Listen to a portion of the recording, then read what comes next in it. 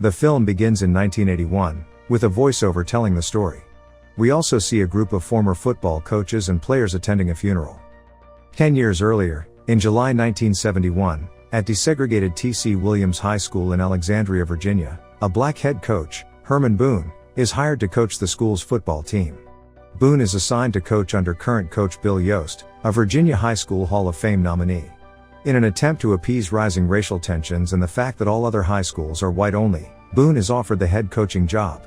He refuses, believing it to be unfair to Yoast, but relents after seeing what it means to the black community.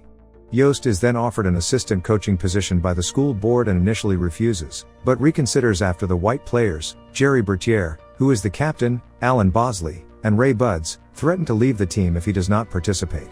Dismayed at the prospect of the students losing their chances for scholarships, Yoast changes his mind and accepts the position of defensive coordinator under Boone, to the disappointment of his daughter Cheryl. Later, the black students have a meeting in the gym to try out for the team. We meet Petey Jones, who jokes with his teammates about running over 1,000 yards. We also meet Julius Campbell, Jerry Rev Harris, and other black football players. Everyone laughs until Coach Boone arrives, walks up to Petey, who is happy, and asks him why he is smiling. The player replies that he is smiling because he enjoys playing football, but Boone, with a straight face, orders him to call him senior. From the very beginning, Coach Boone makes it clear that he is not there to joke. Just before, he asks the players to say their names and positions. Shortly after, a fat white student named Lastic shows up and expresses his excitement to be a part of the team. Boone then explains that they must dress appropriately, wearing a suit, shirt, and tie. However, the meeting becomes tense when Yoast and the white students interrupt. The coach then says that they are going to a camp and those who can stand the time there will be on the team. Everything is ready to go to the camp, the buses are about to leave, and the players' families are there to say goodbye. Just before boarding the buses, a white player, Captain Jerry Bertier, accompanied by his friend Ray Buds, rebukes Boone by saying that they already have a team. With an arrogant tone of voice and a menacing look, Jerry tells the coach that only white players can play on the team. Boone, however, is not intimidated and taunts Jerry right in front of his face by clapping and mispronouncing his name. Boone then asks Jerry where his mother is, and the boy points to her in the crowd. But when Boone asks about his daddy, Jerry remains silent and looks down. So Boone says that his mother will not be with him at the camp and that the coach himself will be his daddy. So if he wants to play, Jerry will have to listen to his daddy. With nothing more to say, Jerry and Ray leave and get on the bus. However, when Boone realizes that blacks and whites do not share buses, he orders everyone to get off and divides the buses in defense and attack players. In each bus, we find black and white players sharing seats, which makes the atmosphere quite awkward. Once at Gettysburg College, where their training camp is held, the players gather and are asked to share rooms, a white player with a black player. Jerry is paired with Julius, but problems arise. Soon the black and white members of the football team are involved in racial conflicts, the first between Jerry Bertier and Julius Campbell. Afterwards, all the team members have breakfast in the dining room and everything seems the same, extremely divided. On one side, whites sit next to whites, and on the other, blacks sit only with blacks. However, Lastic doesn't care and sits down at the black table, leaving the blacks perplexed while the whites call him a traitor. At that moment, Boone orders Lastic to stand up in front of the dining room and asks him about his black roommate. Lastic tells all he knows about Rev, with whom he shares his room. Boone congratulates him and claims that every morning some of them will have to tell something about his roommate, so they will have to get used to talking to their partners. Back on the practice field, Boone displays his rough ideals and declares that anyone who loses a ball, misses a tackle, or makes a mistake will have to run 1,000 yards. As the practice continues, the players continue to fight and harass each other. However, in order to stop the fighting, Coach Boone tells his players that every time they fight, they'll have to practice double, if it happens again, they'll have to practice triple, and so on. When Jerry realizes that the only way to avoid training so much time is to get along with his partner, he rudely asks Julius to tell him something about his life. To Jerry's surprise, Julius replies that he won't say anything if honesty is not on his priority list. Angrily, Jerry says he will be honest and tells Julius that he thinks he is nothing but a pure waste of God-given talent because he doesn't listen to anyone and doesn't even push when defending. Julius then replies that he has no reason to care about anyone there. He adds that if he is the captain, why doesn't he do his job and tell all the whites to block better when defending Reverend or any other black player. Julius mentions that he will make his own and nothing else. Jerry shakes his head and says that's the worst attitude he's ever heard. Julius finally replies that attitude reflects leadership. Looking at Julius, Jerry remains speechless, thinking about what his partner just said. Later, the rest of the couples become interested in getting to know their roommates. As the days pass, most of them eventually bond and form a harmonious group. Boone's vigorous coaching and rigorous athletic training also include an early morning run to the Gettysburg Cemetery. Once there, the coach explains that black and white youths killed each other there simply because of race. Through this motivational speech, the team begins to achieve racial harmony and success. One day, in the middle of training, a man named Colonel Bass shows up at the camp with his son Ronnie, a handsome white boy with long golden hair. As soon as he sees Ronnie, Jerry takes the opportunity to taunt him, calling the boy fruitcake. Coach Yoast tells Jerry to shut up and sends him back to the field. The colonel explains to the coaches that he has just been transferred from California and that his son is a good quarterback. At that moment, Ronnie grabs a ball and throws it right into Jerry's back. This move impresses Yoast and Boone, who accept him into the camp with one or two conditions. In the next scene, Ronnie looks at himself in a mirror in the locker room and his hair is shorter. Petey taunts Ronnie by calling him Sunshine, while the other blacks laugh at the new nickname. To everyone's surprise, Ronnie accepts the joke and gets along well with them. Then some of the players sing along and Ronnie, now Sunshine, approaches Jerry. The captain asks him what he wants, to which Sunshine replies by kissing him on the lips, just to annoy Jerry. As a result, Jerry starts a fistfight but can't hit Sunshine. When the training camp is over, the students are brought back to school, but instead of finding peace, they face an angry crowd holding signs that say "We hate busing." Although the football players have some sort of strong bond, the rest of the black and white students are disgusted by the situation. Jerry reunites with his girlfriend, Emma, who says with a grimace that they hate them, but Jerry tells her it is just a bad day. Then Julius shows up, shakes Jerry's hand, and says that the situation there is really crazy.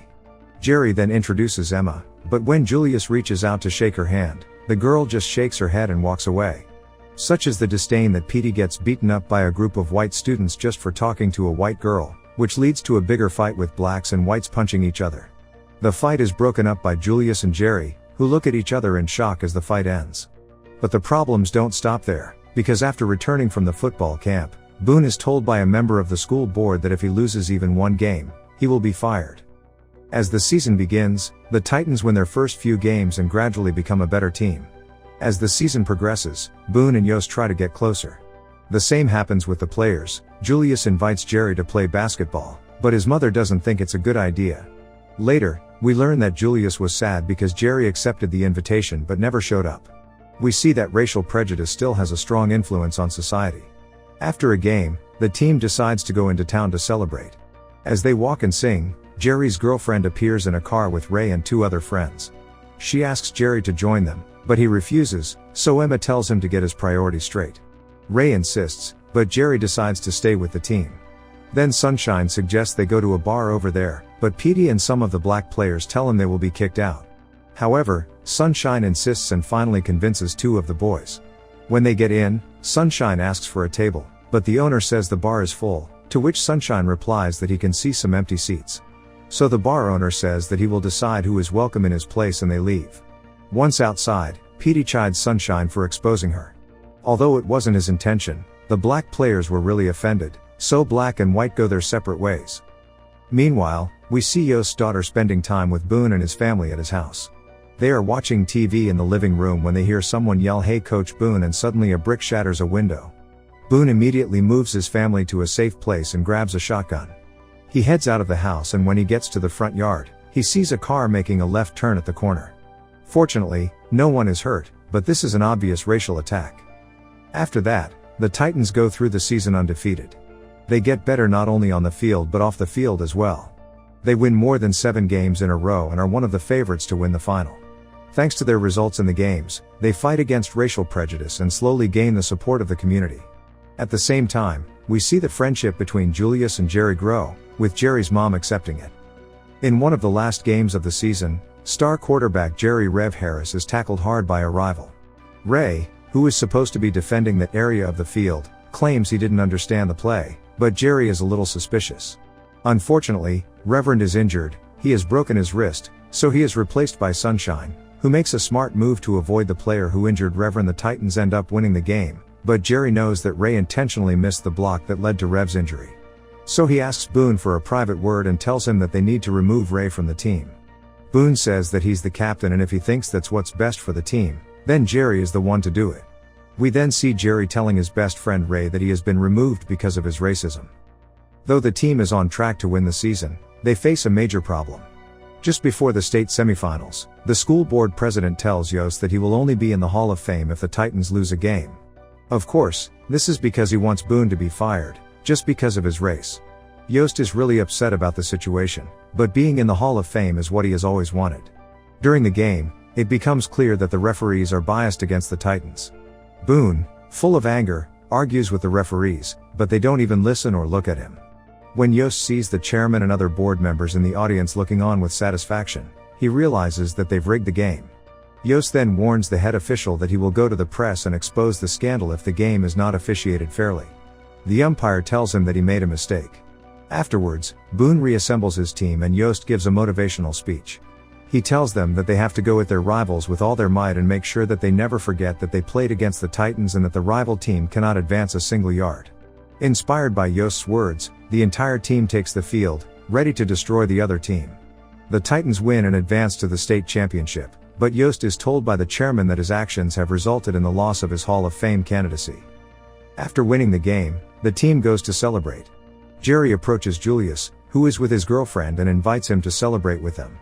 However, Julius kindly declines, saying he needs to be with his girlfriend. Although Jerry wants to be with him, he understands his friend. Just then, Emma appears and walks over to him. She apologizes for being so unsupportive of racial issues before and promises to try harder this time. She also mentions that maybe her priorities were out of order and then kisses Jerry on the cheek. Joyfully, Jerry makes her promise to come see him at the final game. Then Jerry gets into his car but is badly injured in a car accident with a truck after driving through an intersection. In the next scene, we see Jerry's mother, his girlfriend, the entire team, and the coaches at the hospital waiting for news of Jerry's condition. When Julius is told by Boone that Jerry is paralyzed from the waist down, the boy bursts into tears. Jerry's mother talks to him and agrees with him. Julius then visits Jerry in his room at the hospital. The nurse tells him that only family is allowed to see Jerry, to which Jerry replies by asking her if she's blind and can't see the resemblance. All these words are just to say that Julius is his brother. At that moment, Jerry admits that he is afraid of Julius, just because they are different. But he also affirms that he now knows that he only hated his brother. In tears, Julius says that when all is said and done, he will move right next to Jerry's to live together in the same neighborhood. He adds that they will grow old and fat together, and there will be no black and white between them. Now in the game, we see Jerry's mom arrive at the stands and be greeted with warm applause in honor of her son, who is watching the game on TV in the hospital. Before the Titans make their popular entrance, Emma approaches the Titans. She greets Julius, but he admits not knowing her, so the girl introduces herself and reaches out to shake hands with Julius, who is delighted. Although their captain Jerry is unable to play, the team is determined to win the championship. The game is a challenging battle as the opposing team uses advanced lineups that are common in professional teams. After a while of blaming each other's tactics, Boone and Yoast come up with a plan. They will play an aggressive defense that will cause the other team to lose control of the ball. Their plan works, and after a field goal, the scoreboard reads 7-3 in favor of the opposing team. With only a minute left in the game, the Titans need to take control of the ball. After a tackle, Petey recovered the ball, giving the Titans a chance to win the game. With only a few seconds left and 75 yards to go, Boone calls timeout. Yoast mentions that the opposing coach knows their every move, so they're going to have to do something they're not expecting. Boone then calls Reverend and tells him to run a fake 23 blast with a backside George reverse. On the final play, the opponents are confused and while they are expecting a long pass, the Titans run a short pass with Reverend. He comes out from behind the defense and runs like hell while being protected by Sunshine. Reverend finally scores and the Titans win the state championship. Everyone is happy, the opposing coach congratulates Yoast and Boone, and the referee gives them the game ball. Yoast tells Boone that he knows about football, but what he has done with these boys is incredible and that he is the right man for the job. With a smile on his face, Boone says that Yoast is a Hall of Famer in his book. Then they both raise the ball together. After winning all 13 games, the Titans had the perfect season. Later, we listen to Cheryl Yoast, Bill Yoast's daughter, as she tells us what happened next. Jerry won the gold medal in the shot put in the wheelchair games, coached by Yoast. Unfortunately, 10 years later Jerry died in another car accident caused by a drunk driver. It is then revealed that the reason they are all there is because it is Jerry's funeral, and the former football coaches and players are in attendance. As a grown Cheryl leaves a red rose on Jerry's coffin, we hear that even though they may have disagreements and people say it can't work, black and white, they always make it work. Then we see Julius holding Jerry's mother's hand and everyone singing a song to say goodbye to Jerry. In the final scene, we learn that Boone coached the Titans for 5 more years, then retired. Also, Yoast assisted Boone for 4 more years and retired from coaching in 1990. The two remain close friends to this day. As for Jerry, he was an inspirational leader for the disabled and the gym at T.C. Williams was named after him. Julius was named to the 1971 All-American team. Julius and Jerry remained close friends until Jerry's death.